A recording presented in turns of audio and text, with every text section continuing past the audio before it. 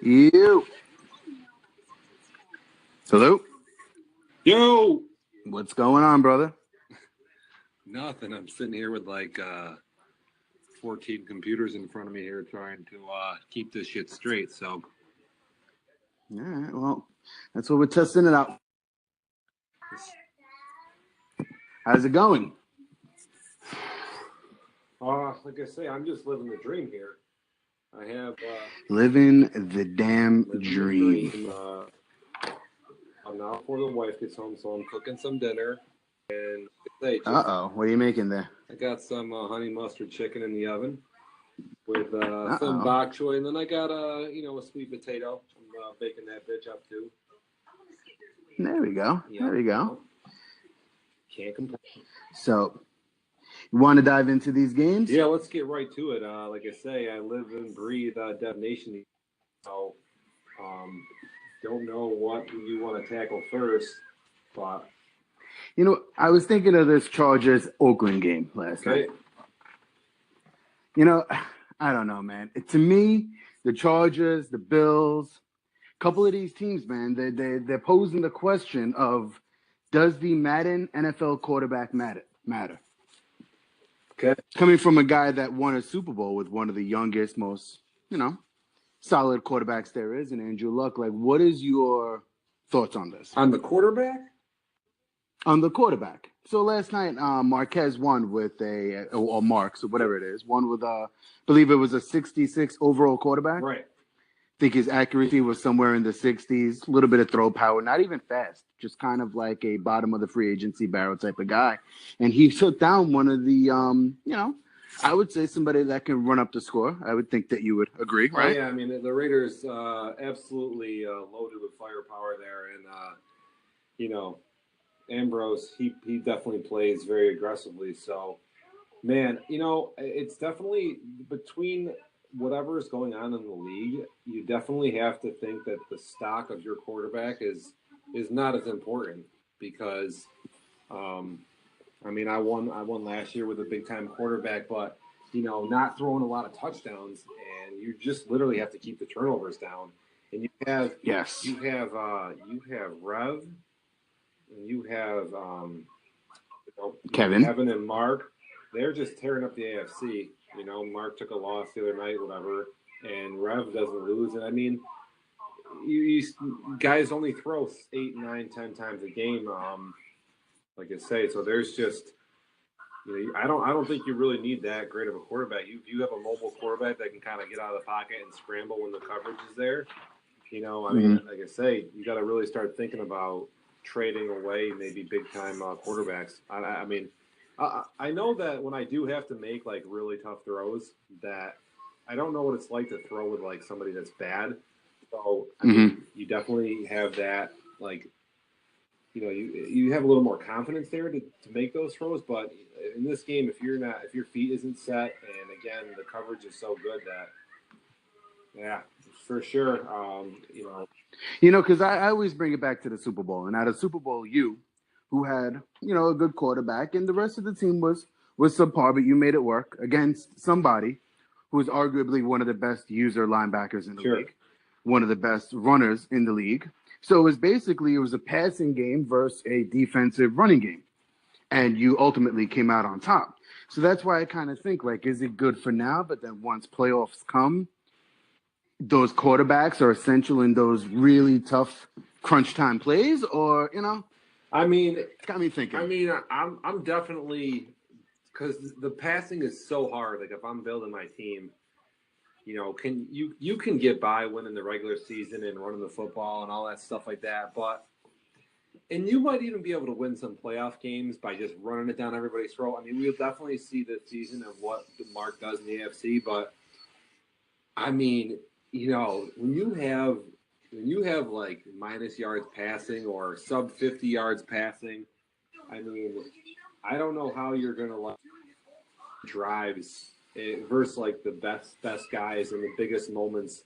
So I don't even know if like I'm gonna make the playoffs this year. It's really tough. You got 3 losses early and stuff like that, but yeah, man, it's definitely a tougher year this year. I feel like a lot of the better teams aren't as big as they used to be and aren't winning as many games, and it's really letting these younger guys come into play. I mean, I honestly, I want to, when I go out there like the next few, What?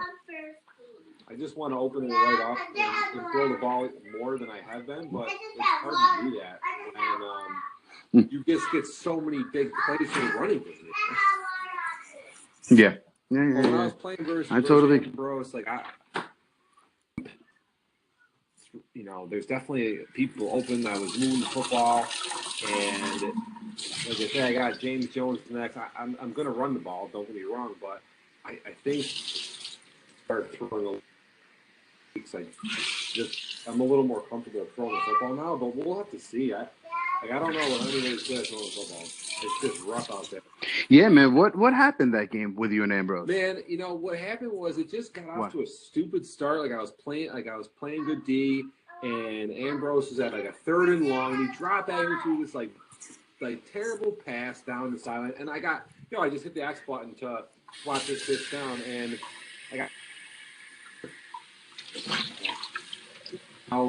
Next thing you know, he gets like some other lucky completion, blah blah blah, and like I'm trying to few things. And then you're down 42-0, man. It was a beatdown. I mean, but I was only down like 28-0 with like 20 seconds to go. So, and I turned the ball over in the red zone like 2 or 3 times. Like I moved the football, but I'll tell you what I couldn't do. I could not run the football at all. I mean, it was by far my worst running game. I had like 16 carries for 16 yards, and at one point I became so one-dimensional. I just lined up for the football. So you become hard to stop when like your opponent knows you're going to pass, and you can't like just hand the ball off for his quarter D and get like 9 or 10 or 50 yards. Like I couldn't get any. But I just had everything go wrong that could go wrong. I just like. One of those games, man. It should have been like 20. Buffalo blew this one play on coverage. It's just like I blitzed a bunch of people, and I didn't pick up this tight end. He got an easy touchdown. So I think the score should have been like 24-7. But I mean, you look at the score, say 42-0. You get all excited. I mean, I was using a new playbook too. I was trying to try out something weird, and it definitely just made me a little uncomfortable. But I don't put any stock in that game. You don't want to take losses, So. Yeah, hey, I took a beat down myself by Mark and his Tennessee Titan crew. Oh, I think they had about 500 yards rushing on me over 3 or 4 different plays. Yeah. So I know what it's like to have that that fall of just nothing. You're trying to pass and you're trying to run. It was really the first half of me that just completely blew up in my face. I feel like I blinked, and it was 21-0. And then once it's 21-0, like you said, you try to throw the ball, and he knows it. They know you're trying to throw the ball. They put their defense out there, and becomes insanely hard to play. But yeah, I mean, I had a tough game versus Mark, and it wasn't like tough, like because Mark plays like you can score points and you can get some big plays, but and honestly, I have really changing a little bit of like trying a lot of new things and getting some things squared away in order to because I have to play him again no matter what, even regardless of the last game of the season. So it might making the playoffs might come down to that last game. So I got to go through a little bit of growing pains on stopping the run, and I was working on some offensive shit. But I think I'm ready. One team at a time, but I definitely have to put it together on that the running game for Mark, it can just deflate you. It can take you out of your game for sure. I'm looking up the stats here from the Chargers, and what has he been? Marks has been stinking it up, and then he comes out and beats the Raiders 29-28. Was there like a safety in this game? Oh my god! Maybe between there was a couple of good games. Go ahead. This game, Chargers throw 5 picks. Raiders throw 5 picks. I mean, Well, that's what I'm saying. You know, these quarterbacks are throwing these picks and they're still winning these games. So it comes down to the running and it comes down to defense. every game I've played so far where I've lost. You know, I mean, when I played Trevor in the Super Bowl, I lost. I couldn't run the ball, not like I've been all year, and I couldn't stop the run either. And I lost, and I won the game because I won the turnover battle. And in every game this year, I have lost, and I can remember losing. I lost a game to Kevin Mitchell late last year, and these games, I mean, I've lost to Rev, and I really feel like I outplay Rev.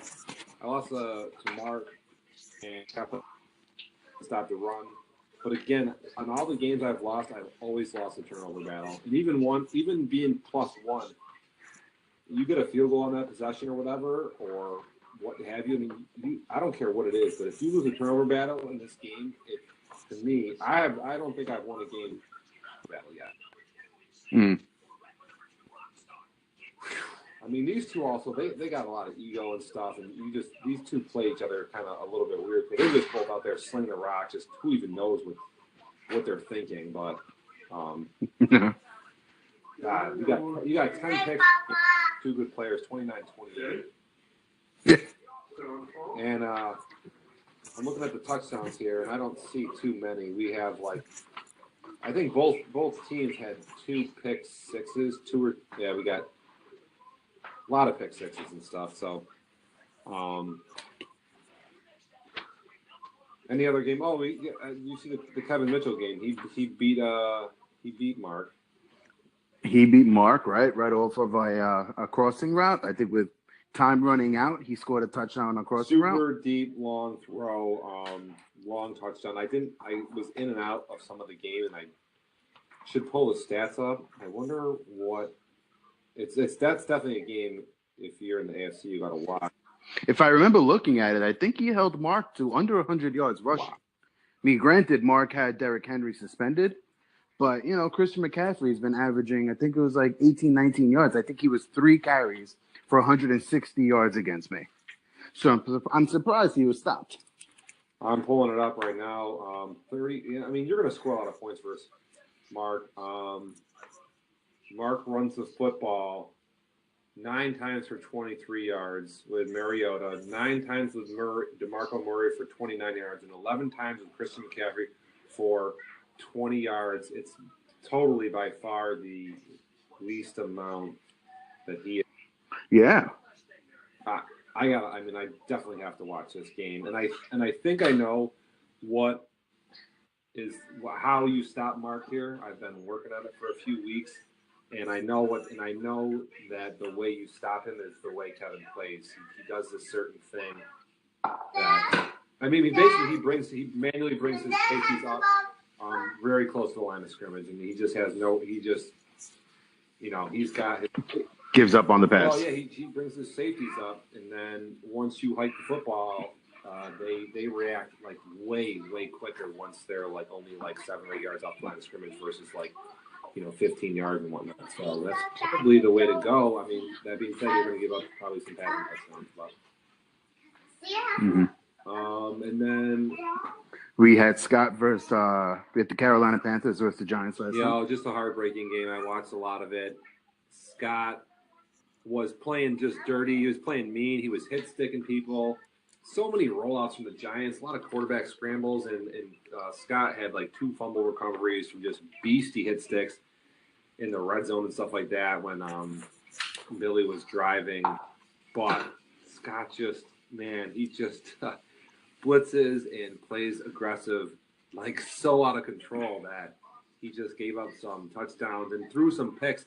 He would get the football from Billy, and instead of like running some plays, and he's got Zeke on the team and everything, it's like, dude, building around that, he would run the football, but he just he throws it like a little too much, and then blows some huge plays at the end of the game, and like Billy scores in like almost the last few plays of the game, and it gets away from him. And I think in that game, I don't know who won the turnover battle because Billy might have gave the ball away 6 times, but I think Scott might have also equaled that. I'm not sure. I think I saw Billy threw 1 touchdown and I believe 5 4 or 5 Or, picks. yeah, no, it was 4 or 5, and I think he fumbled and lost 2 fumbles. So I'm going to pull this up. This could be a very odd turnovers. Yeah, this is weird. Carolina is +1 in the turnover battle, and they lose the game. It's very rare to see that. It's tough. Yeah, 7 sacks for the Giants. Boy, God, like you say, Zeke did have 17 carries for 80 yards, but Scott's quarterback 11 for 27, 4 picks, and Darius Webb is 12 for 28 for the Giants, 4 picks there too. Just a horrific game passing from both players. Odell Beckham scores a touchdown super late, like on just a streak on like the 15-yard line. It's gotta hurt. That's gotta hurt. And do we got to touch on? We haven't talked much about the NFC. I know we're both AFC guys, so we know about the AFC. Oh, this is an NFC game. We going to talk about Omar versus Trevor? Did you see that game? I you know what? I saw that game. I also caught up on the commentary from Omar in the committee chat room. But you know what? I don't know, man. Trevor's rocking a 2-3 record, I believe. And I mean, you know, for the last couple of years, I don't think Trevor's ever really been under 500. So this is a little surprising for me. I'm wondering if it's the new gameplay, if it's trading away Leonard Floyd.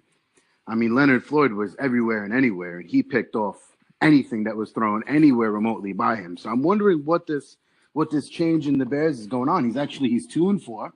He's 29th in the league in points scored and 17th in the league in points given up. This is what I'm looking at here, and I think Trevor's he's just not in the right mindset. I don't know. He's just definitely he's not playing like a guy who is so good, because you can't listen to these stats. He is -7 in his turnover battle versus Omar. Yeah, that's not typical of him at all. Or typical of Omar to be that much above in the turnover. And so he allows Omar -6 yards passing, 98 yards rushing, and loses the game by 11. That's rough. I mean, you know, but there's no way in Madden 18 that you could possibly, you know, go -7 and win the game. I mean, he's probably lucky to. I mean, Omar goes 3 for 10 passing, 17 yards with his quarterback. It's just, if you're going to play a guy that can't pass a football like Omar or maybe Rev, you just can't turn the ball over. You can't throw 5 picks. 5 picks for 216 yards, but 5 picks and 0 touchdowns. And you know what? When you see a completion percentage that's around 50, that to me just screams that you're throwing a lot of balls that it's exactly it. You're throwing 50-50 passes where these are deep passes where guys are going to catch the ball and drop it. These aren't like 7-yard throws. These are not completions that are like guys are catching and running with the football. These could go either way every pass. So I mean, I feel like you're throwing just too deep of routes, but man, I mean, one of the highlights for Trevor though, was his rookie. His rookie, what's this guy's name? Blackwell had actually 6 receptions for, I believe, 130 yards, which is a nice bright spot for Trevor's future in the passing game. Man. Looking at this guy right now, 92 speed, 6'6", rookie. Trevor going all out, buying into the Excel doesn't matter, that's for sure. I'm not really about that, but I don't like that 83 Excel at all. But he is 6'6", so. Yeah. Man. So what do you think? For the last bit of this game, this chat, we go through the divisions and we see if we can maybe see who we could predict maybe wins halfway through the season. We are in week 8 now. Yeah, I mean, we can definitely give it a go. I don't know if you've got a computer, if you want to start top to bottom, but I got. All right, cool. Well, let's start with the AFC East then. Start right there. You got Rev, Kevin, Koyman, and Francis. What do you think? Rev's sporting a 7-0 record so far, but the Buffalo Bills and Kevin are right behind them with a 5-2. Who do you think takes the division? I mean, it's hard to think that you could lose a division after starting 7-0, and I know Rev is he's kind of comical about himself, um, but But I think he's going to hold on here. yeah, you think he's gonna hold I on? mean, Kevin's really good. Kevin's definitely somebody I don't want to play. Whatever. I think I'd rather play Rev for sure, but You know what it is? I think Rev plays a very safe game. He plays a very, if he doesn't see it past that, he doesn't pass it. He'll either run with Watson or throw it out of bounds. He's big on the run game. He's big on the defense, and he's actually had Kevin's card quite a few times. I think one of the last few times Kevin beat him, but for the most part, Rev's been pretty much dominant against his division opponents. yeah, you're right. I think he did beat him a couple of times last year, and like it's just a matchup problem for I think Kevin because Kevin kind of runs it a lot, and Rev runs it a lot, so Rev doesn't turn it over too much, so Kevin doesn't get too much offense. He's Based off of those turnovers, which he's so used to getting. Yeah, I mean, if you want to lose to Kevin, like come in and throw the football a lot, and then you might jumpstart his scoring. Where Rev's just not going to do that. So, man. All right, well, let's move over to the west. To the west, we got Marks, Ambrose, we got Springer, and we have Frisora, who's surprisingly in second place in the division with a 4-3 record. Yeah, Frisora, I played him last year. He definitely plays well. He is solid. Calls a lot of audibles, and I feel like you see a lot of predetermined throws from him. I mean, he's definitely where he's going with the football, and I just don't know if that's going to hold up in this division. I'm glad to see Mark's making a little bit of a comeback there, but you got to think the Oakland Raiders take this. I think the Raiders got it too. I mean, they're sporting a 5-1 record. Like we mentioned before, their offense can be deadly if let go. And Broncos are right behind them, 2 games back, but I don't think he's going to be able to catch up. So I'm going to give that division to Ambrose. Yep. Let's bring it down to the AFC North with myself, Frito, Lacey, and James Jones, who won last year and is now in last place in the division with a 2-4 record.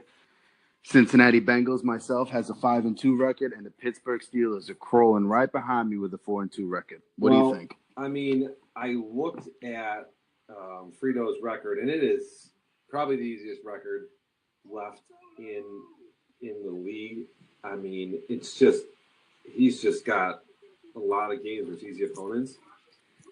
That being said, I've seen Frito play a couple times this year, and I just don't like what I see. So, I mean, I'm going to have to go with the Squall taking it here with the Bengals. I'm hoping so. And, and the thing is, too, when you play these division opponents so many times, even opponents that you've beaten before can actually come up and give you really tough games. And I still have 2 games against Lacey and the Ravens.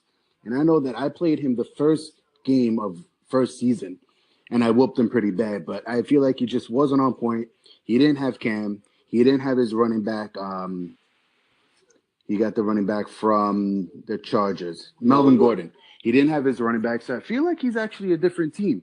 I've been in his division quite a few times. I played him quite a few times, and he's played me pretty well. So I don't want to just clinch the division just yet. And Frito, he's also played me very well.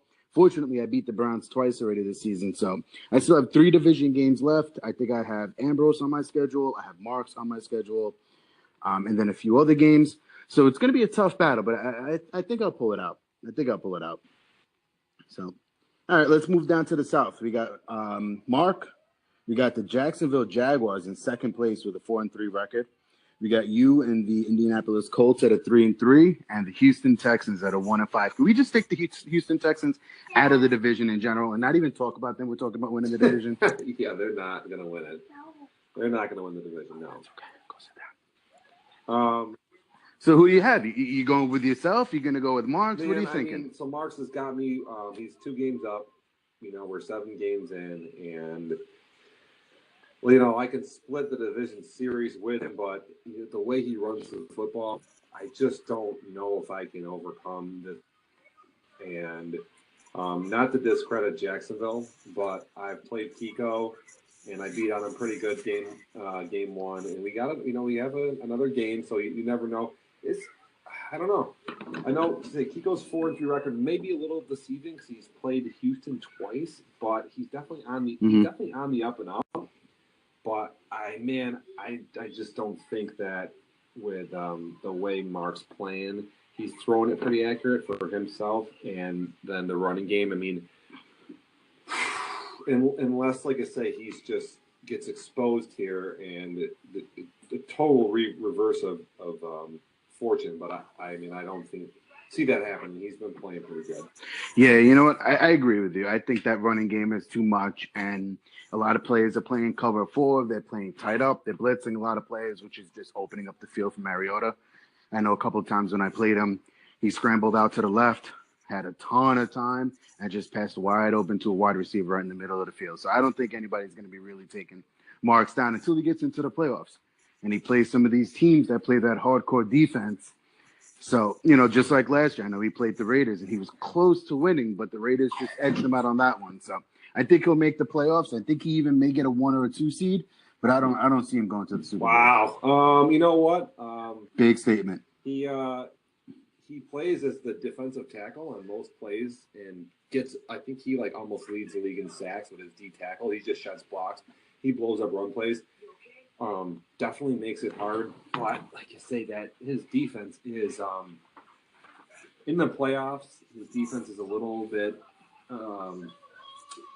whatever. It is what it is. And if he throws a pick or gets a fumble or somebody gets a lead and it goes the wrong way versus a good team, I don't know. I mean, I don't know. He could definitely get the Super Bowl, but. All right, let's jump over to the NFC and the NFC East. The Giants with a 7-0 record, Eagles with a 4-2, Redskins with a 3-3, and Dallas, after getting rid of their entire young backfield, sporting a 1-5 record. Who do you think takes it? I mean, you got Philly of 7-0. That's a pretty big lead. That's like whatever, almost 3 games there. We're on the Eagles, and I know Shrewsky was, I think, won the division. Did he win the division last year? I forget. Who made the wild card? I can pull up the stats. It doesn't matter. I mean, you got to think at 7-0. But I saw Billy play, and it could just be a bad game. I've only seen him play a few times. I know he's played. I've seen him play against Trevor, and he was losing. He was losing bad the first half, and he came back and he actually beat somebody who I feel like once has lead on you, and Trevor doesn't give that lead up. So after that, let me look at his stats here. He's 6th in points on offense, and he's 9th giving up points on defense. So the guy's, you know, he's doing his thing over there, and I think that the win over Trevor was big, and I think being able to be undefeated so far in your division is huge as well. So I would say the Giants. And he did win the division handily last year. He was 9-7, and I think nobody else had 6 wins. So you got to give him 9-7. 9-7, but no one else did well in that division. And I've seen him. He's had some big comebacks versus Moran too. I mean, I've seen him lose some big games, but he's definitely been right on the door. He could have been playing in the Super Bowl there.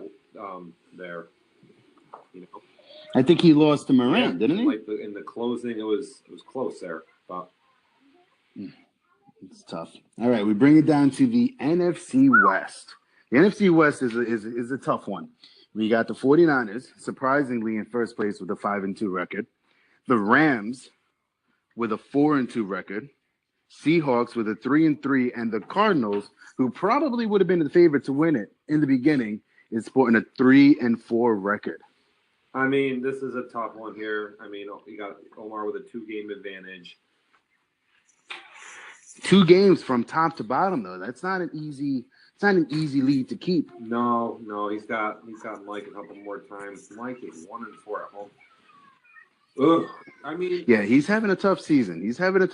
But you know what? I feel like once he gets back on track and starts winning those games and starts playing better defense, it's going to be a tough game. I feel like Omar's been playing pretty well, so it's hard for me to say he's not going to. And I feel like I have not seen anybody who's not in the league right now. But boy, I don't know. I don't really. I mean, I'd have to give this to Omar. He's been playing. You have to give it to Omar. Playing well. He pays attention to his roster, and I don't know what Alvin's been up to. I don't know. The Seahawks are 3-3. Like I don't know what they're doing. He was hot last year. He was like 14-2 or something. He won a lot of games last year, and now you can say off to kind of a goofy start. He just got Dak from the Cowboys too. So I feel like that run and gun offense that Alvin's been so good at is going to come out, and I'm actually predicting Alvin to move up and win that division. Okay, all right. Yeah, he was 12-4 last year, so he's got the skill there. He just got a nice, young, fast quarterback with a solid arm, and I feel like he's really going to start pulling it together now. Not that he didn't have it before at Russell, but I feel like this was a good move for Alvin, and we'll see what happens with him. Yep. Now moving on to the NFC North, we have a little bit of a weird mix here. We have the 6-0 Vikings. Then we shoot down all the way to the second place Chicago Bears with a 2-4 record. The Green Bay Packers with a 1-5, and the Detroit Lions with a 1-6 record. This was supposed to be the division to beat, basically. I mean, when we first started, it was a division that I believe it was 4 out of the last 6 teams picked into. Yep.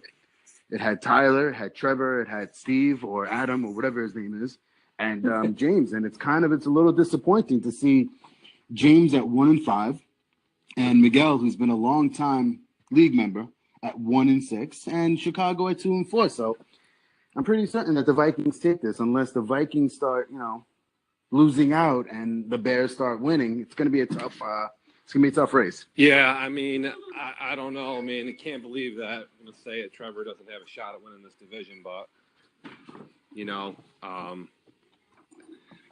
yeah, he's not looked good.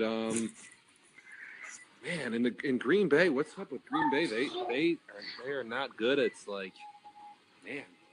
Well, Aaron Rodgers went down in Green Bay, if I'm not mistaken, and he's been playing with Hundley, who I know for somebody like Billy that likes to sling the rock, Hundley's not the best at deep accuracy. Right.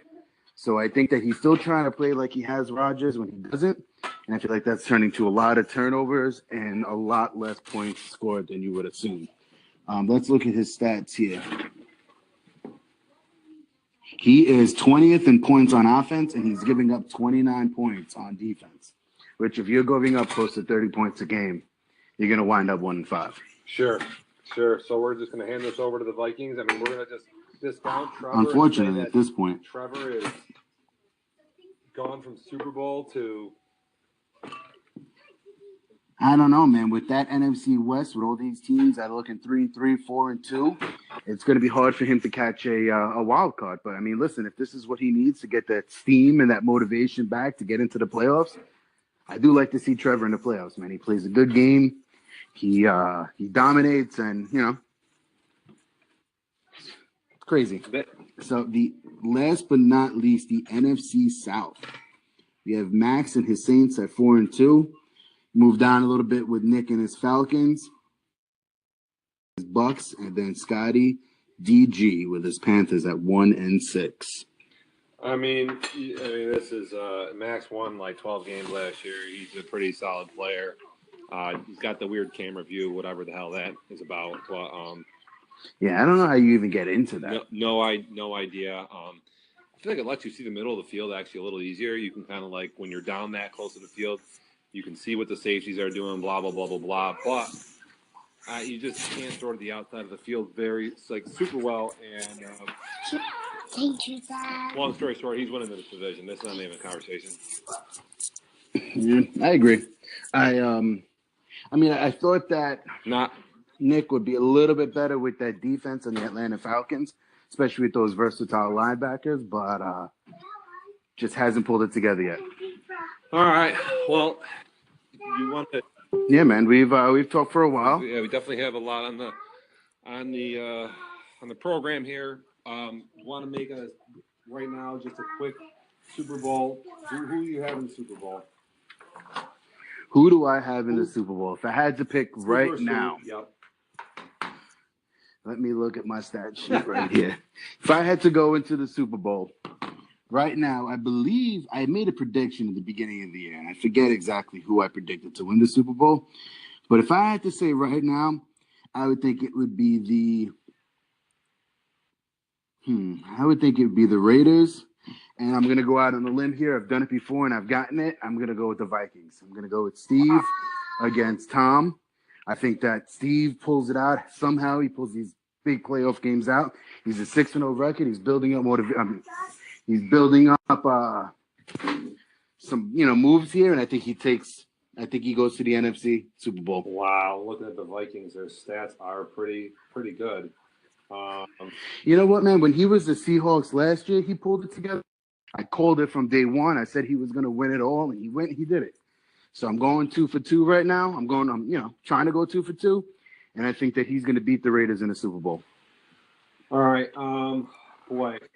What are you going with?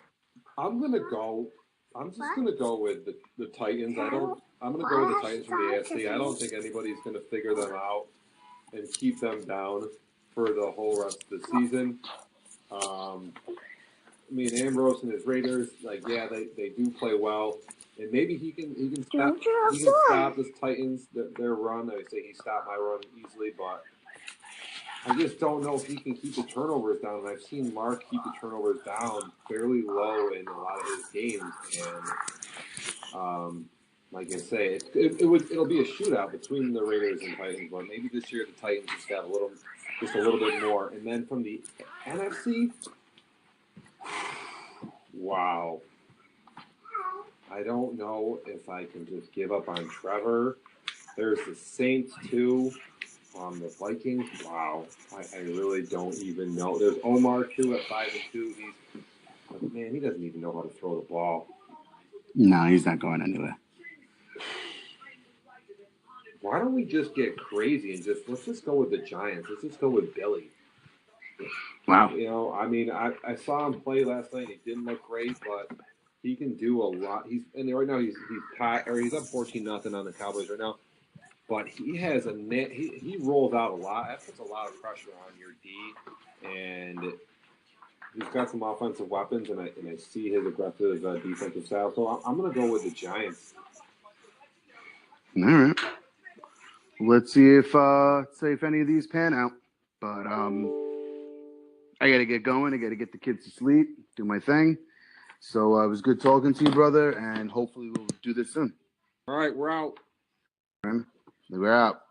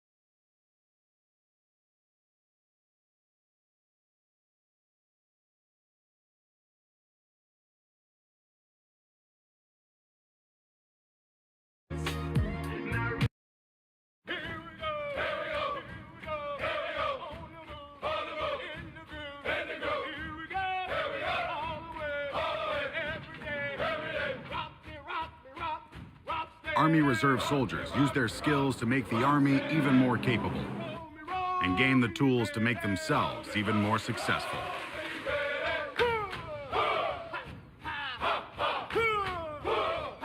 Learn how at GoArmyReserve.com. Shape this vision, complaining all day but in the same condition. If you want to make change, it's gonna take commitment. Some people enslaved by their religion can't emancipate the fundamental principles. When I see through optics transform the wisdom, watch me use my prophets, get them on the listen. Hello everybody, I'm Larry Ridley. Welcome to the NFL on EA Sports. In today's matchup, the passing game will be a focus. The Broncos are top 10 in forcing interceptions, and they'll be up against the Chargers, who will be testing that coverage. All right, Larry, we are a couple miles west of the Colorado State Capitol building as we come to you from Sports Authority Field at Mile High here in downtown Denver. The scene a few moments ago, here it is. It's unlike any other in sport as both teams made their way out of the tunnel. These folks are fired up as their guys are ready to do battle between the Los Angeles Chargers and the Denver Broncos. And not a bad return here. He gets it out to the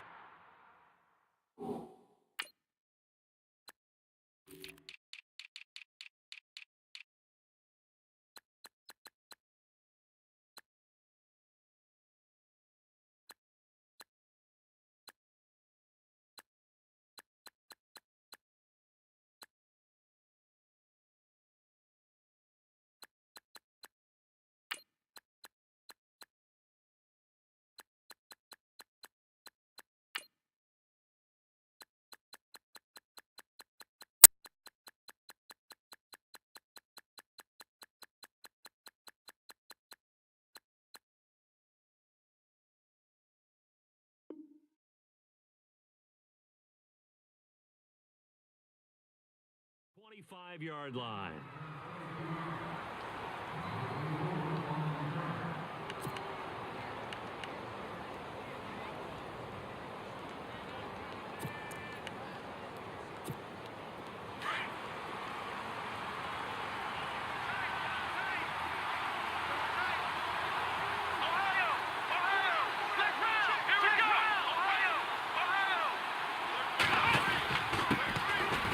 First carry now for Jordan Howard. And he'll wind up with about 6, up past the 30 to the 31. Let's talk a little football 101 here, because one of the keys to advancing the ball downfield, success on first down. Huge difference, as we know, between 2nd and 4, 8 and 9. See if they stay on the ground for 2nd down.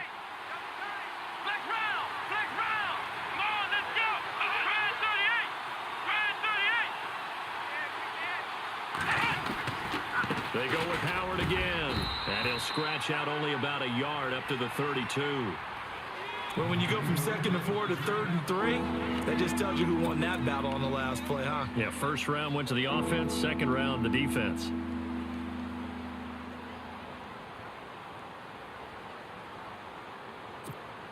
Third play of this opening drive as they're looking at a 3rd and 3.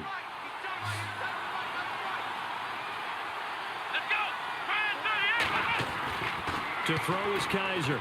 He's going to launch this thing way downfield. And this will be caught at the 30. A big gain of 38 there on 3rd down. That has to be frustrating for defenders.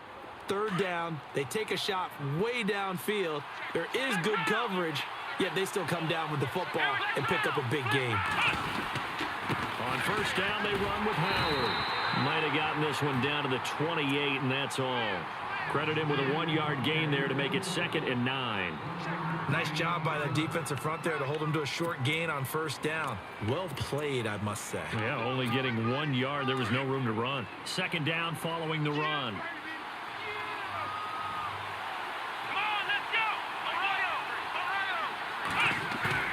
Off the play fake, Kaiser.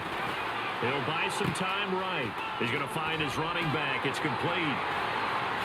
And down inside the 15, shy of the 10.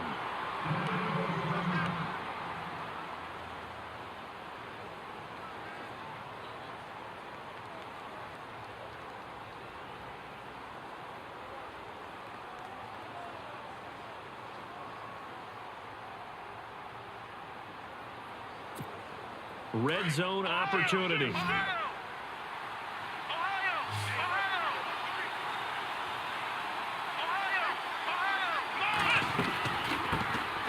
Now the first carry from Matt Jones. And he'll get this one down to about the 10-yard line. Give him 3 on 1st down. It'll set up a 2nd and 7.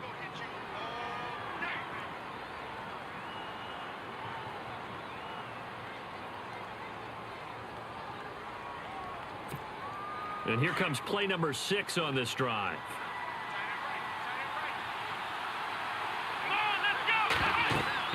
Now a 2nd down throw for Kaiser. And unsuccessful there, trying to dump it underneath. That'll bring up 3rd down. We documented it last week. They played so well defensively. 4 interceptions. Tried to get their hands on another one there. And when you've had 4 the previous week, you are just itching for more the very next week. And there was a great opportunity. It went by the wayside, but let's not underscore what's going on with this defensive unit. They are around the ball every time it's being put in the air. Here comes the 7th play of this opening drive. They've moved it well, but here's 3rd down. And they try to sweep to Jones. And this play doesn't go anywhere. Backwards, losing yardage to the 11. He lost 2, and it brings up 4th. Well, the person carrying the ball is always the easy target when things aren't going so well. But I think it's a combination with the Chargers. They've got to get the offensive line going in order to improve those numbers from last year. They weren't very good running it, partner. No, they were bottom of the AFC, second to last in the entire NFL. So it's our visitors who make the first dent in the scoreboard as they get 3 here on the initial drive of the ball game. Yeah, it's hard to say who actually won that opening drive. On the one hand, anytime you can come in as a road team and get an early lead, you're going to be thrilled. But at the same time, to have the ball as deep in enemy territory as they did and come away with only 3, that's got to be a little bit of a disappointment.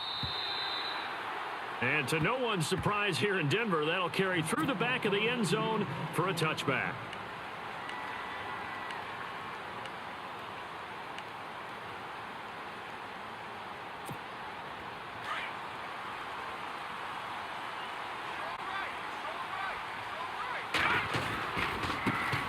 Now the former Utah man, this is Devontae Booker. Looking for a crease, can't find one. Stopped at the line of scrimmage. Call it no gain on the play, and it'll be 2nd down.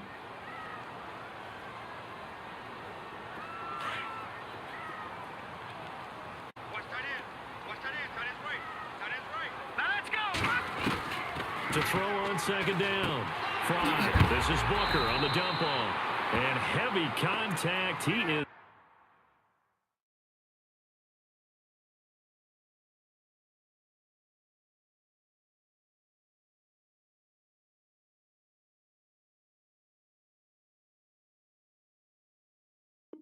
Knocked down hard, right around the 31.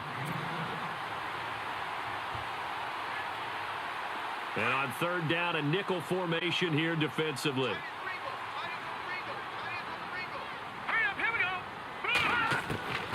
Operating from the gun.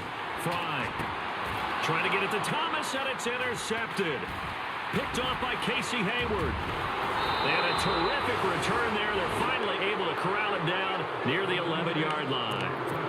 If you combine last week and this week, he's got a hat trick going because he had 2 interceptions a week ago. He's seeing the ball so well and understanding where receivers are and positioning. I mean, just watching him work with sneak and paying it off, catching the ball when he has a chance, he's helping his team in a huge way. They run with Howard.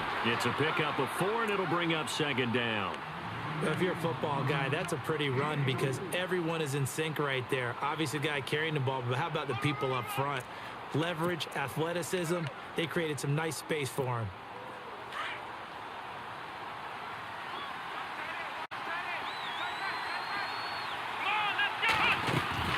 Second down, Kaiser. This will be caught at about the 5. And he's in for a Charger touchdown.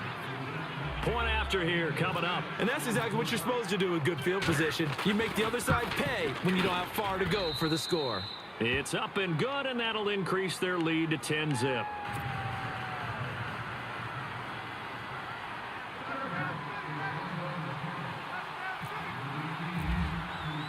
The punter Kaiser now out to kick it away.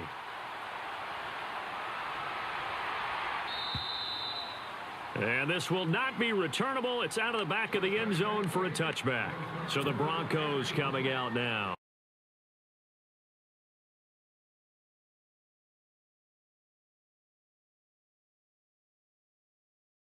And following the interception, just any more cautious when you start that next drive, or no, you just throw that out the window?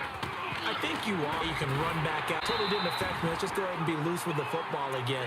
You're going to take care of it, but you have to be careful about being too cautious because now you can't run any offense at all. Still want to attack. We'll see how they attack them here.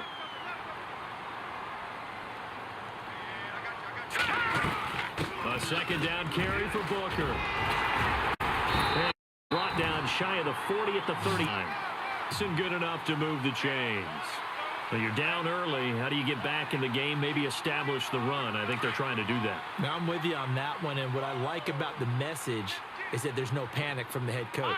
He's already told his offensive coordinator, let's run the football, let's get things settled down a little bit and find our way back into this game. On first, again, they go with Booker.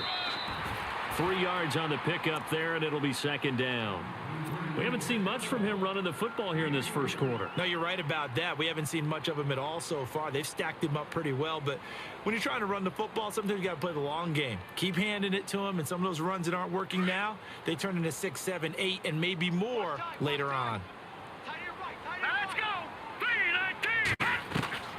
3-19. Looking to throw on second down. Fry escaping the pressure right. And his throw here's incomplete. Demaryius Thomas, the intended receiver, and it's third down. Well, they're slinging it, and then there's one you got to put a timer on, huh? I mean, that one came in hot. That came in hot, but overthrown out of his reach and incomplete. To throw on third down. Fry. And this is going to be incomplete. It's a great job by this secondary. When I watch them, they remind me of elite defenders on a basketball court, right? They want to contest each and every pass. Great contest on third down to bring up fourth. And the win last week punted 4 times as this one's away.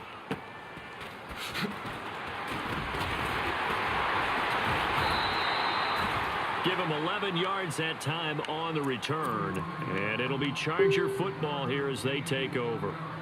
And now out on the field, here comes Los Angeles. And for them, a touchdown their last go-around. Obviously, they'll be hoping to do that again. And when you start plotting for this drive, when you start thinking to yourself, okay, what are we going to do? You don't go away from what you did before because that worked. But you have to be prepared for wrinkles and counters because you know they'll make some adjustments. Give him a couple on the carry there, 2nd and 8.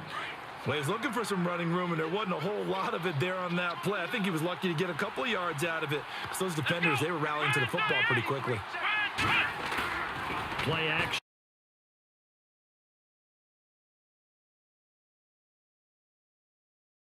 Now, Kaiser. He's going to wind up there. And he thought he might have had position, couldn't down. A lot of contact there, but there was no way it appeared that he was going to get a flag on that one. Looking for it, but he wasn't going to get it. And as an ex-defensive back, you love it when they let you play and jostle downfield. On third down, Kaiser. And incomplete. The contact made the ball roam free and brings up 4th down. That's a first down if he holds on, but you saw the contact, able to jar it free from him and force a 4th down. Great play defensively there, as you said, just to knock it free, because if he had caught that, past the sticks, first down. And he gets it away, and it's a laser, headed for the sidelines. And coming out now, the Broncos. And the results for them have not been strong to this point. 2 drives have ended in a turnover and then a punt. So would it be too snarky for me to say that they've shown improvement? Because you had two drives with turnovers. Now they punted it away, so at least they didn't turn it over. So that's good, right? You're going to get some angry users reaching out to you on social media. Well, I don't mean to be. I was actually looking for the positive. Silver lining, you know. It's a 7-yard carry to set them up with a 2nd and 3. And after the play on the ground, that brings up 2nd down here.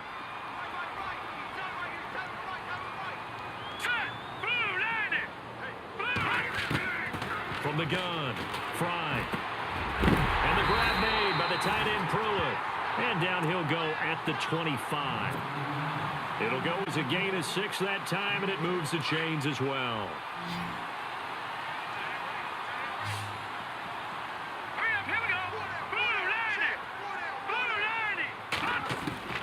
On first down, Fry drops it underneath for Booker.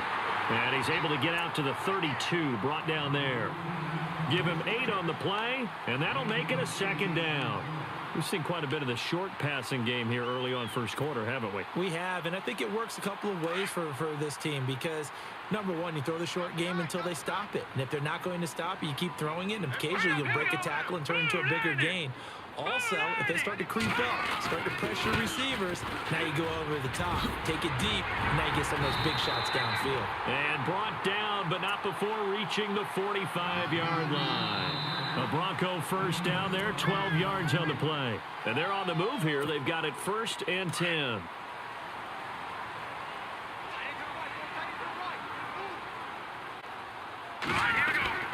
Right back to Booker. And he's got this one just across midfield to the 49. A solid run on first down. Gain of 7 leaves him with a 2nd and 3. Well, no matter how they phrase it, staying on schedule, staying ahead of the sticks, whatever you want to call it, 7 yards on first down, that fits the bill.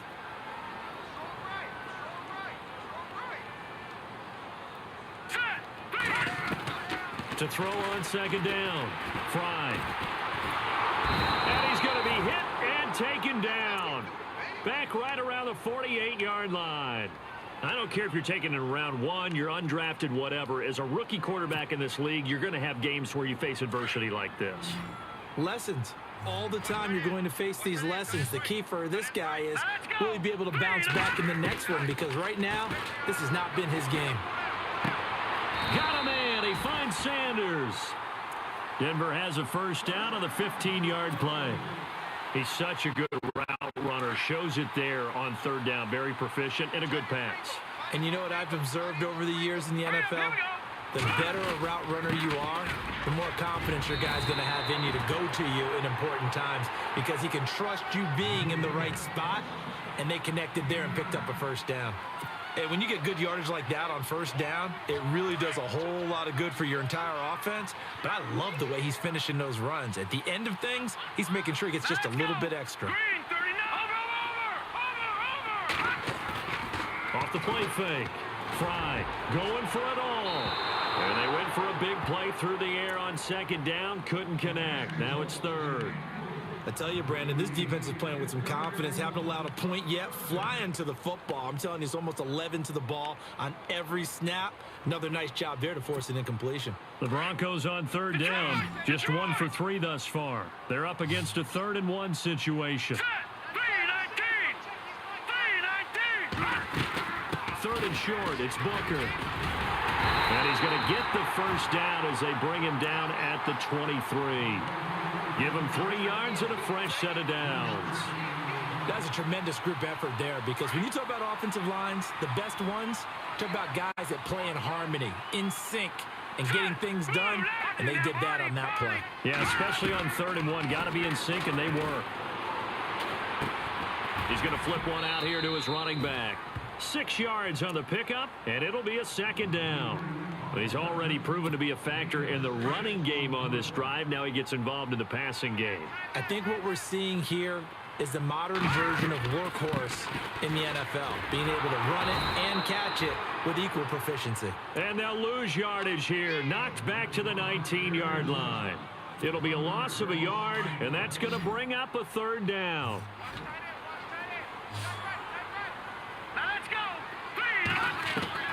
Operating from the gun, Fry. And he couldn't hang on to it through the contact. Incomplete. This team is not going to make it easy for you. They're a physical group, and we just saw it there on that play. It came in, made the contact, just as he's trying to haul it in.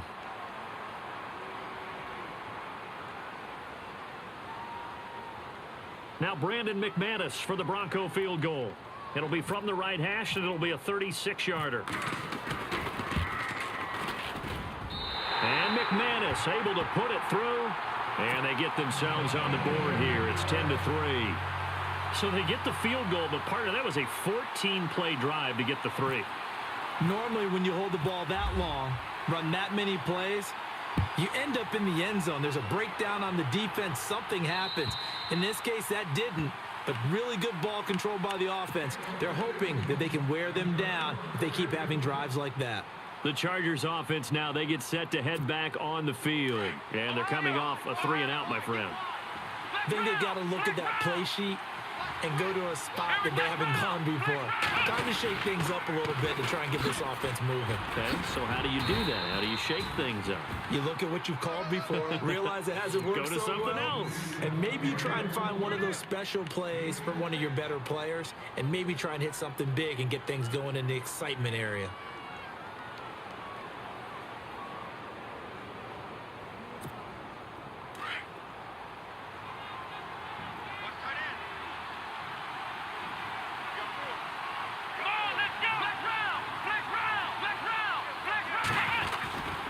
Again, it's Howard. And he's got some space here. And he'll bring it up here to right at the 40-yard line. It's a 9-yard gain, and it keeps the drive moving. Boy, he does it at a high level, doesn't he? Because when I watch him, I think of his vision. Straight ahead, peripheral. Also has that sense of where holes are going to be before they actually open. I think that helps set him apart from many of the other backs in the league.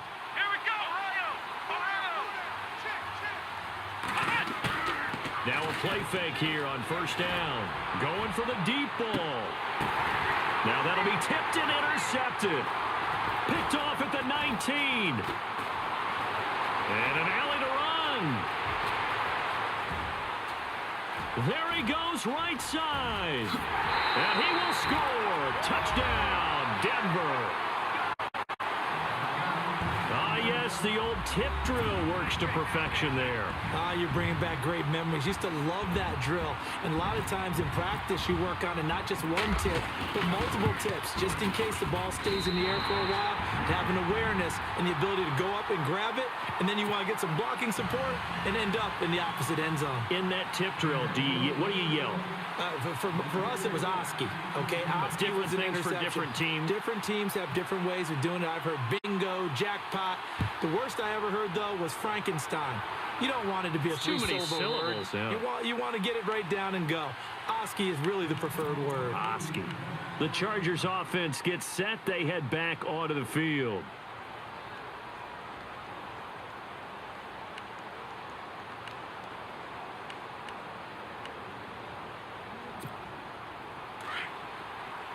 Possible run anticipation here as the D-line sandwiches together.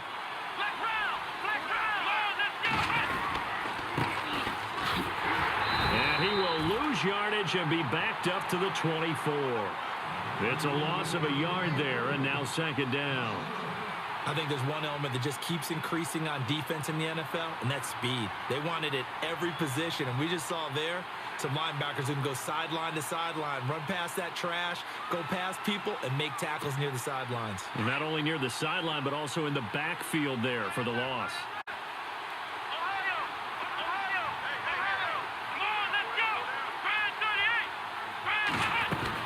This is Howard on second down.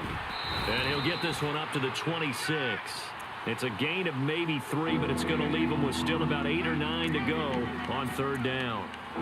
I do know from experience that when you slow down someone's running game, you're now doing the dictating on defense. And guess what? Now you're getting ready to tee off on their quarterback because they have to throw it all the time.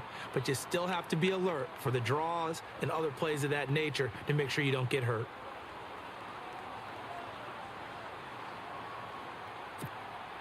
The Chargers on third down, just 1 for 3 thus far. This is 3rd and 9.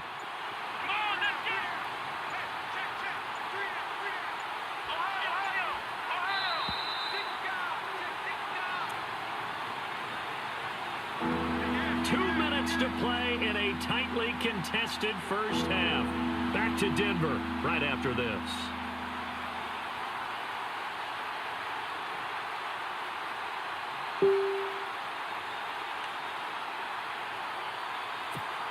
The Chargers on third down, just 1 for 3 thus far. This is 3rd and 9. Now Kaiser. Quick hitter here, it's complete. And he's able to get out to the 32, brought down there. Now the Broncos are going to take a timeout. It's just their first, so they'll have 2 remaining here before we get to halftime. On is the Chargers punter now. On for his second punt. He'd take a repeat of his first.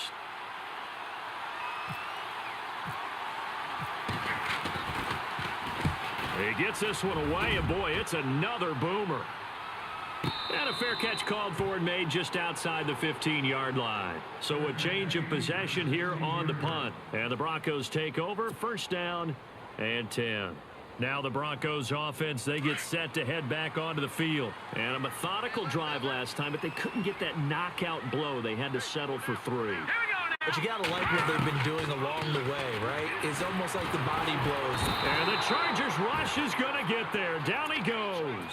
Taco Charlton in there to drop him for his 5th sack of the year.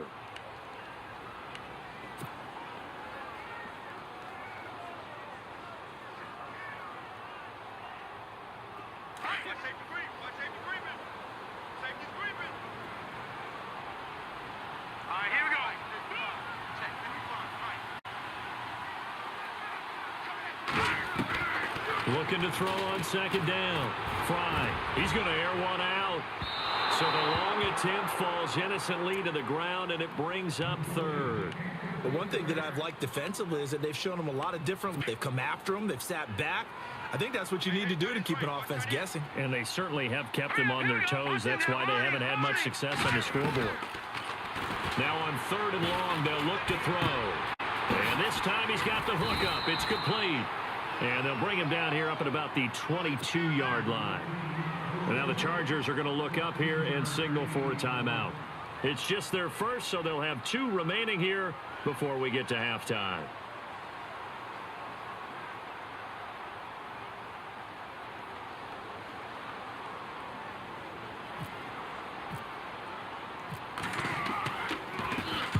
And he gets this away, angled for the sideline with a lot behind it. Wow.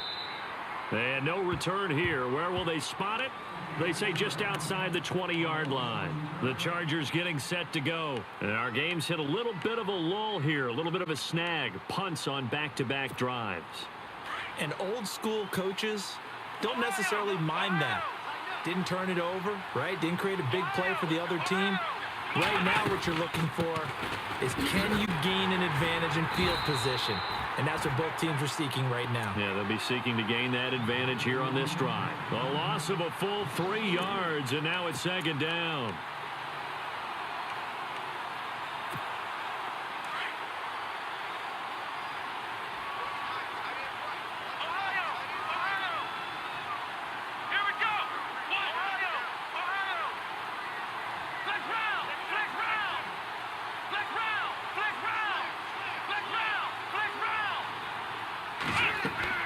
They go play action. Kaiser being chased out left. And that one will fall incomplete. Clock here now just under 30 seconds to go in this first half. A pretty rocky start in this game for the guy throwing the ball. Already has thrown 1 interception. Almost threw one right there. All he's doing right now is giving the defense a whole lot of confidence.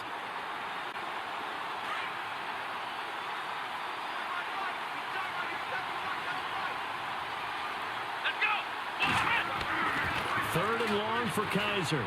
Looking deep downfield. And incomplete. A disappointing drop there defensively by the rookie. And now 4th down. Fans do love the long ball, don't they? And he already found his guy once. Tried to give him another chance there, didn't he? Yeah, he did. Couldn't connect. But as you alluded to, he does have that touchdown from earlier, trying to keep him in the rhythm. He's been a busy man here in this first half as he gets it away. Yeah, that's a 48-yard punt with a coverage holding him to 3 on the return. And control of the football switching hands with very little time remaining until the half.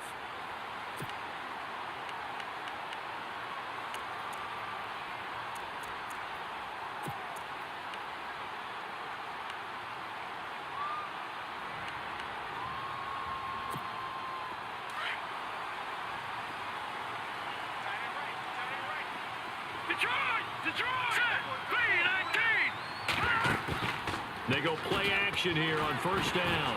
He sets to fire deep. Tom got a man. It's caught inside the 10. And all the way home for a Broncos score. Demaryius Thomas in the final seconds of the first half. And the Broncos have taken the lead. He's got it as they go up by a total of 17-10.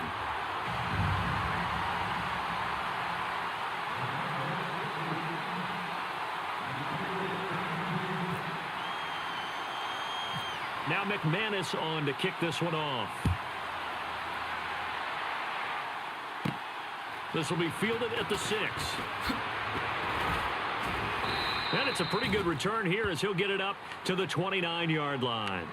And the Chargers coming out of the field now. And from this spot in the field with the clock where it's at, you think we're just going to see a knee and that's it? And I think in this situation, that's the proper play. But we do know there's some risk takers out there that may want to take one more shot before the clock runs out. Final play of the half. Kaiser is going to let this one go deep. And incomplete on the deep ball. So we're at halftime here in Denver. Well, why don't we hold off on the halftime update after all? Seems like everyone's ready to go here for the second half in Week 8 in the NFL.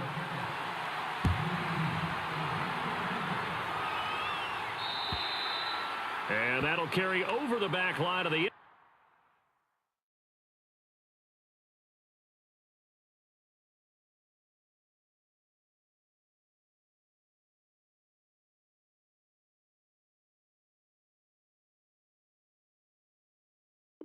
zone for a touchback.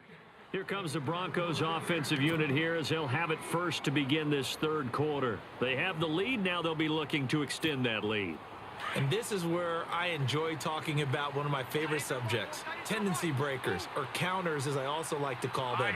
You've done things in a certain way in the first half, and they've had the ability to see what you've done. They're going to make their adjustments. So guess what? You adjust yourself and try and stay ahead of the pace because you are looking for some separation in this ball game. The adjustment to the adjustment. Without a doubt. Show them one thing, hit them with something else. But you know that old expression, it's not my night? It hasn't been his so far. I don't know if the legs are a little bit heavy. Sometimes having to hang out all day and play doesn't exactly play to your advantage, but it's been a tough go for him. And every time he looks up, somebody's there defensively. That was the same case on that play. A big play there on the catch and run. 62 yards. Looked like the defense put pretty good pressure on him, but he's able to flush out to his right to try and evade people. On the run, had to get on his horse. Still accurately throws a nice pass for a first down. They'll run with D'Angelo Henderson. Trying to run inside, but nothing there. They'll say no gain on the play, and it'll be 2nd and goal. So nothing there, but maybe you blame that on the blocking. Yeah, at some point, you've got to win at the point of attack, and on that play, that was all the defense. They made it happen. To throw on 2nd down. Fry. And this is caught for a Bronco touchdown. Still plenty of time left in the game, but now starting to pull away a little bit. Get some breathing room with that one. And I don't want people to think that NFL locker rooms are cookie cutter, that everyone's saying the exact same thing in every situation. But I do know that all 32 teams have an emphasis on starting fast. Game, the second half, no matter what, with those first 5 minutes, first 3, whatever, this was a big score to start the second half. Now McManus on to kick this one off.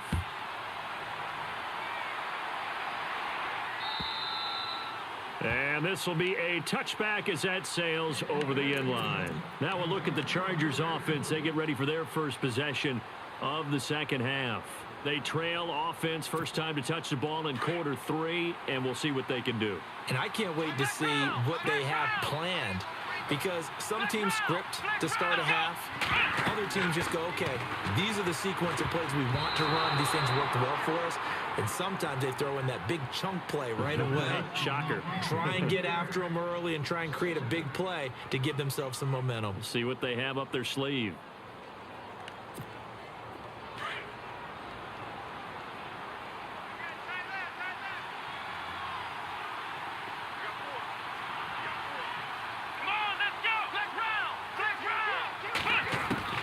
To throw again.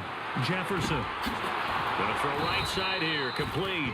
And they're going to get this one all the way out across the 45. 23 yards on the play. So after that big play, let's see if they can catch their defense maybe on their heels.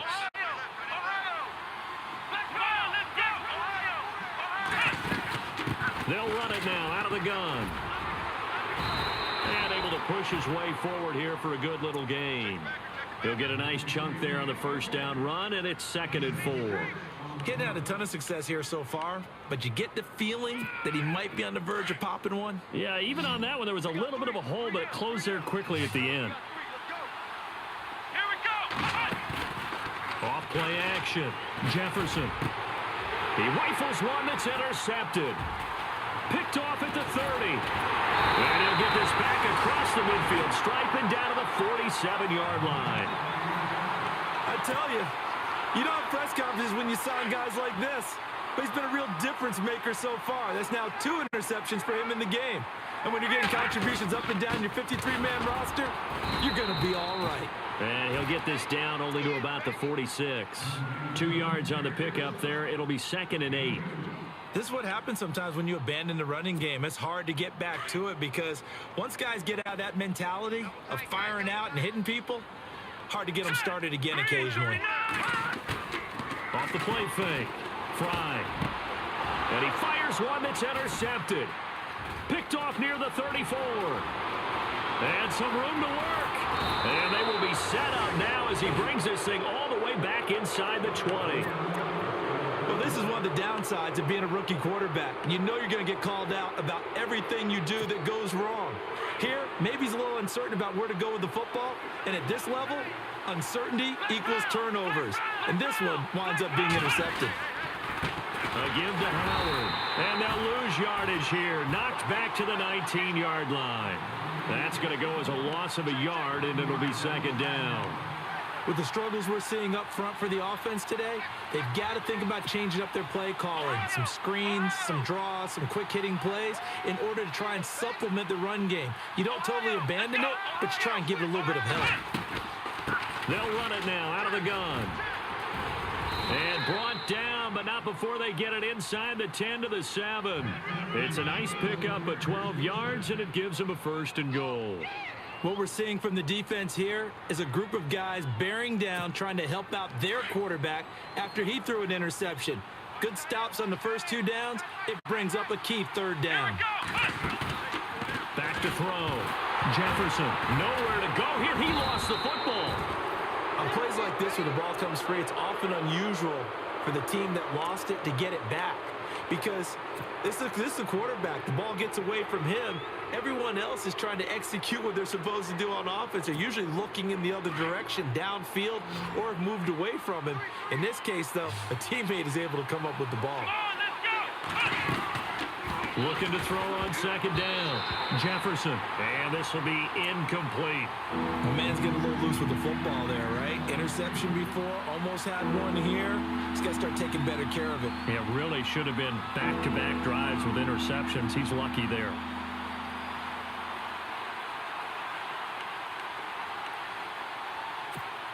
Gotta figure this is one they need here on 3rd and goal.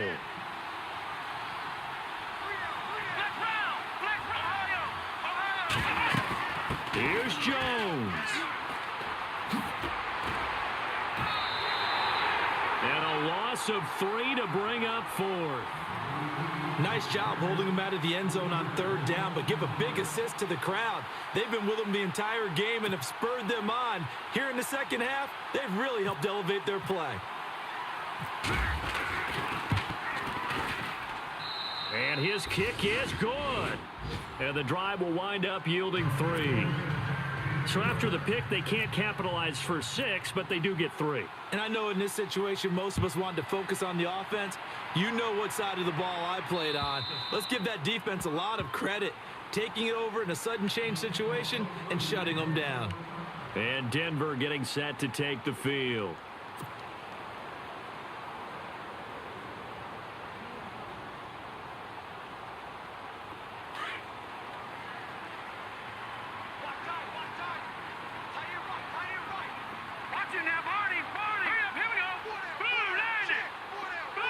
And they'll send the tight end in motion here. The drive starts with Devontae Booker. And he'll get this one up to the 26. Just a yard on the first down carry, so it's 2nd and 9. The best defensive linemen They play with great leverage so they can get low and not get bowled over by offensive linemen. They have excellent hands. They can throw people off on a play. We just saw a great example of a really good run stop by a guy playing the defensive tackle position. Flushed out right. And he's got Booker. And he'll be taken down, but not before he gets into enemy territory. A very solid gain of 27. As a general rule, offensive linemen like to know where their quarterback's going to be when he's setting up to throw the football. But sometimes they just have to get on the run, get on the move. He was able to do that on that play and picks up a first down with a nice throw. Booker on first down. And he is swallowed up right at the line of scrimmage. Officially no gain on the play, and it's second down. And when you're running the football, one thing you don't want to see is a big boy coming up there to swallow you whole in those D tackles and nose tackles. No, you're actually counting on your big boys to protect you from them. But on that play, the defensive tackle had the leverage, and he won the battle. No gain, correct? No gain. And he's going to fight his way forward here for a modest gain. Now it looks like we've got a Bronco that's banged up on the play.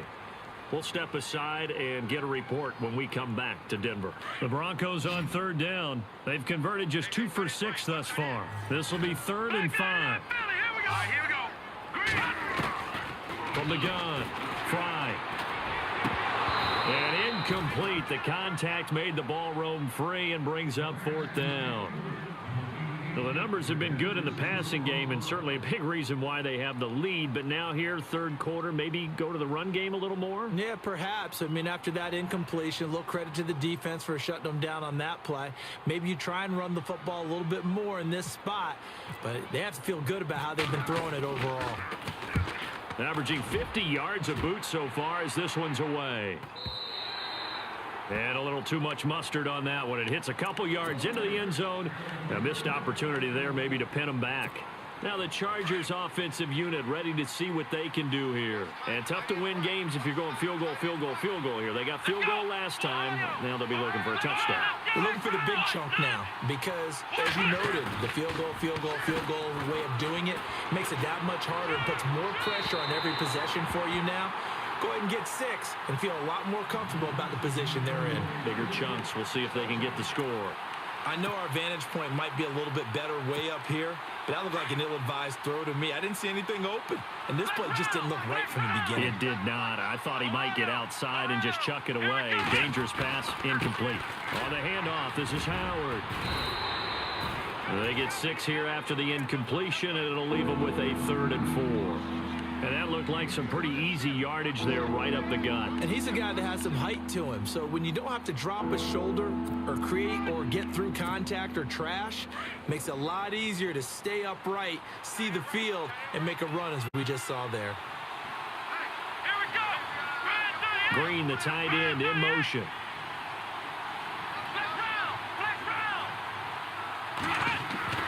Looking to throw. Jefferson looking middle, and that's complete. And he's got the first down yardage before he's brought down at the 42. It'll be a pickup of 16 and a Charger first.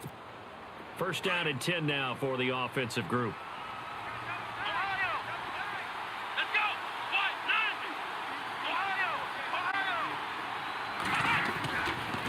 They go counter with Howard. And not much there. Yard up to the 43.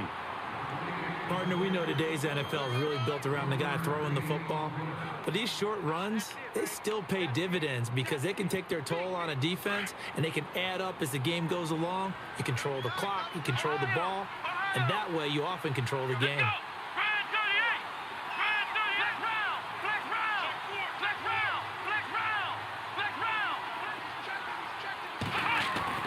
To throw on second down.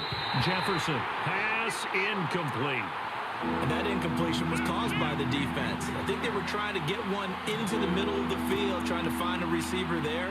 But they were in zone defense. And what are the advantages of being in zone? Eyes and reaction. Eyes meaning all eyes are on the quarterback and able to react when he throws the football and rally to that spot. And that's exactly what happened there. Able to get there and knock it away. On third down, Jefferson. Into heavy traffic, and it's intercepted. Brendan Langley picks it, and the return comes to a halt right at the 44-yard line. Charles, whatever's going on between his ears right now, it's just not completely calculated correctly. 7 picks between last week and this week after that one. And they always say the most important part of the player is those 6 inches between the ears. But right now, it's all those interceptions that are going on. So whoever his trusted confidant is on the sidelines, I don't know if it's the offensive coordinator, the quarterback's coach, maybe the backup quarterback, that's who he needs to get with now and get himself calm. 2nd and 5.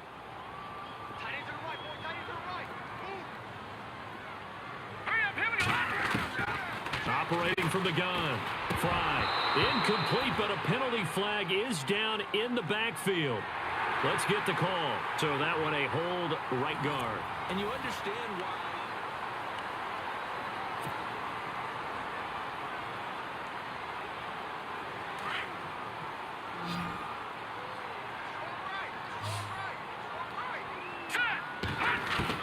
Looking to throw on 2nd down. Fry. He's going to air one out. And he almost had it defensively. Could have been a game changer there in this second half. Instead, it's 3rd down.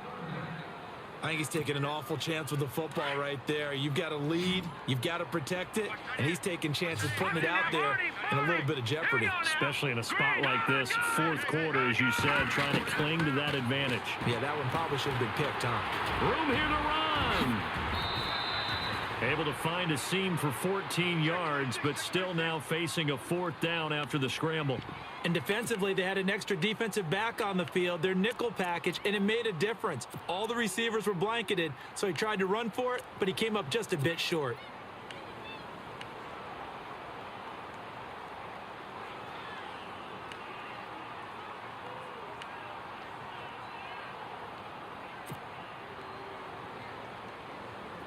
And no move to get the offense off the field. They'll stay put on 4th and 1. All right, here we go. Detroit! Detroit! Detroit! Detroit! Play clock winding down. Back to throw. Fry. And finding Pruitt. And he's going to have the 1st down yardage as he's down at about the 30-yard line. It's a gain of 5. And they're able to pick up the conversion here on 4th down. So the offense lining up 1st and 10.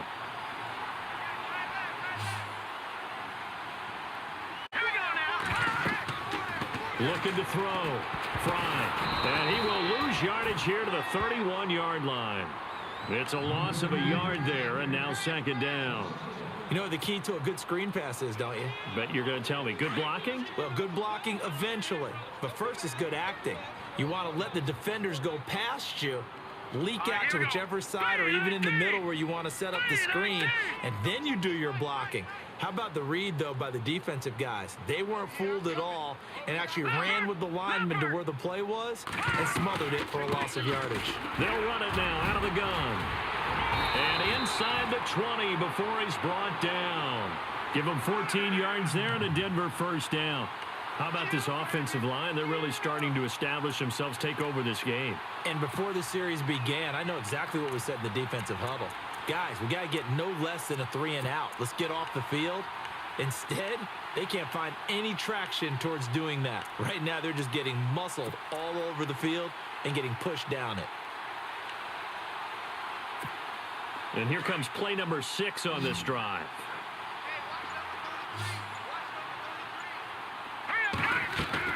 From the red zone now, they'll look to throw. Oh, incomplete. A turnover would have really helped there. Almost intercepted. Instead, it's just 2nd down.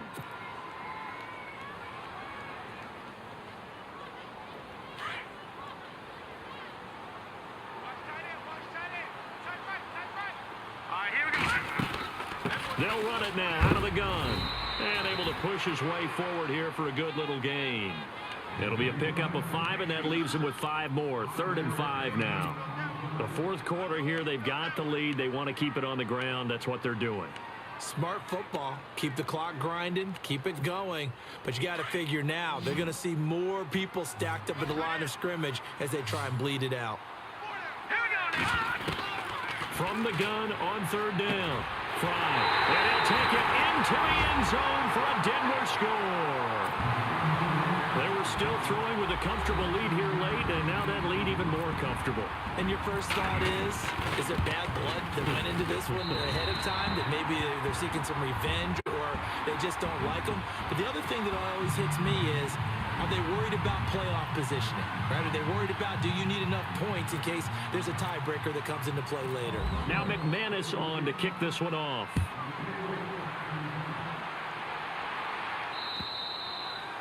And they will not get a chance to return this one as it's through the end zone for a touchback. Here comes the Chargers offense now back out onto the field.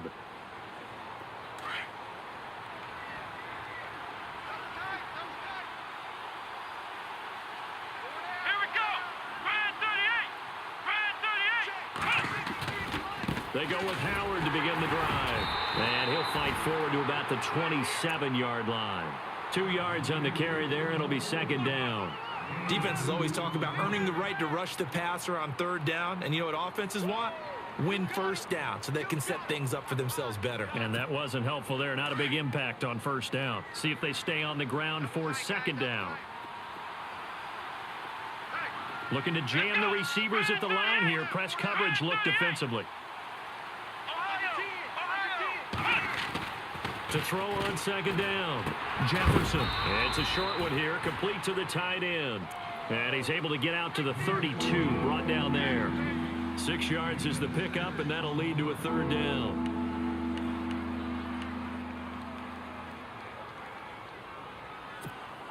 The Chargers on third down. They've struggled to the tune of 2 for 8 so far. Here it's 3rd and 3.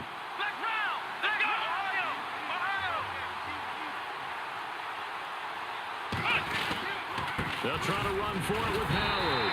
So a nice job to break the one tackle, but not much daylight after that as he's brought down. Give him a couple on the run as it brings up a 4th down.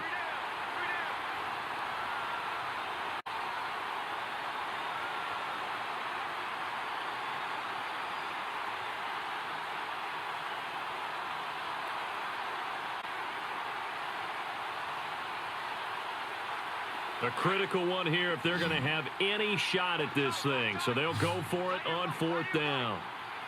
Let's go. What? 9. Flex round. Flex round. Ohio. Now Howard. That one good for 13 and a Charger first. Wow, that one took some guts. If this doesn't work, you're handing them incredible field position, but this head coach is undaunted, and he makes the call to go for it, and I'll be darned if they don't get the first down. Flex round. Flex round. Flex round. Flex round. Let's go. They'll run it now out of the gun. They'll get 3 up to midfield. Not much happening there on first down. Thought there might have been a hole for a split second. Yeah, but it dried up pretty quickly, didn't it? Closed fast. Second down following the run. And on the outside, they're playing press coverage. Here we go. From the midfield stripe, they'll look to throw.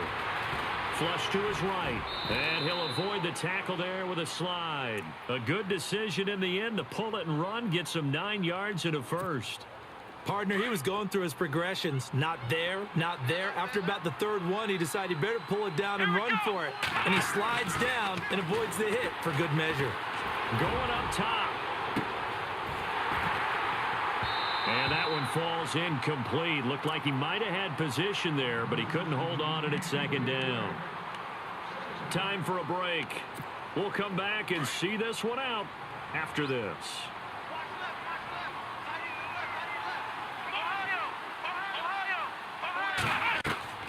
Throwing again on 2nd and 10.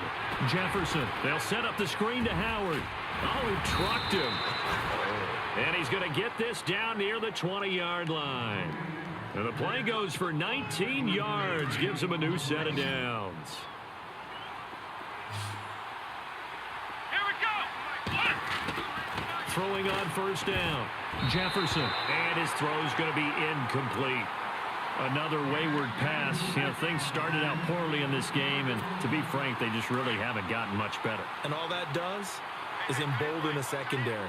They feel good about what's going on, and they just play better and better. Back to the air on second down.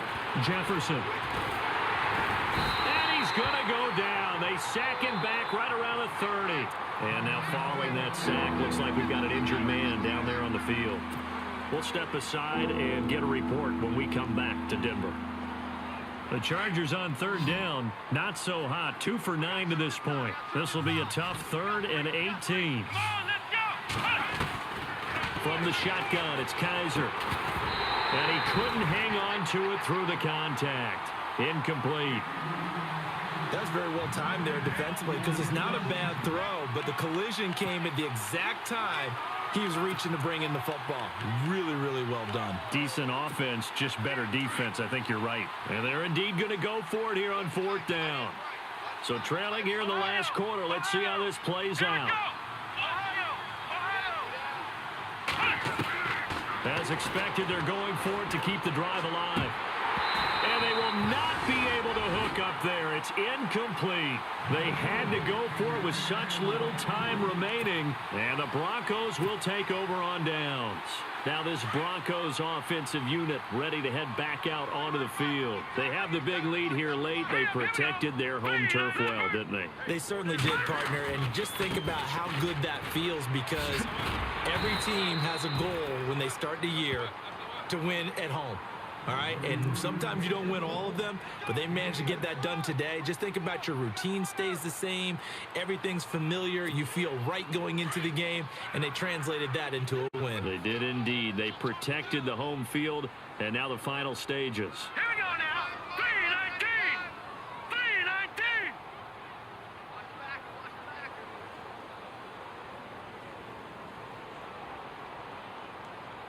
Shift together here from the D-line.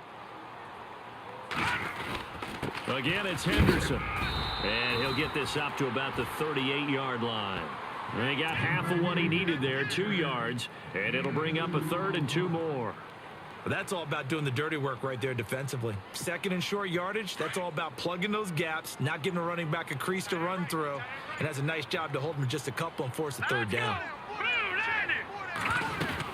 On 3rd down, that's Henderson. And he will have 1st down yardage as he's brought down at the 41. I haven't met a football team yet that runs the ball successfully that doesn't talk about having an attitude to be a running football team, right? You got to be able to put your nose in there, smell where the 1st down sticks are, and get there.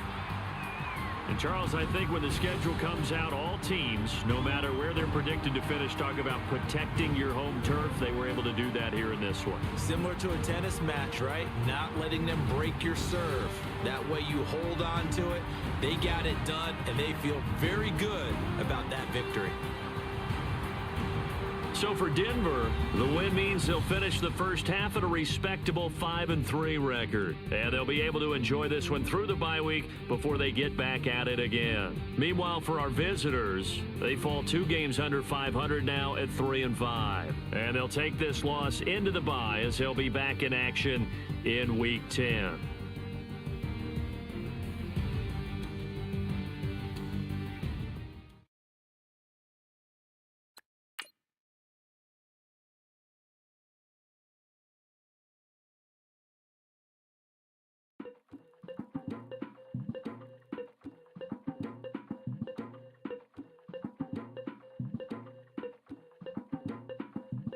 Legging with Nick, we dump it off like V. Ramonovic. Sorry, homie, you know we not friends, it's all for politics. Politics never get to see who really run it. Now you know who run it. You rappers on punishment. Papa dog, they be lying on they brother.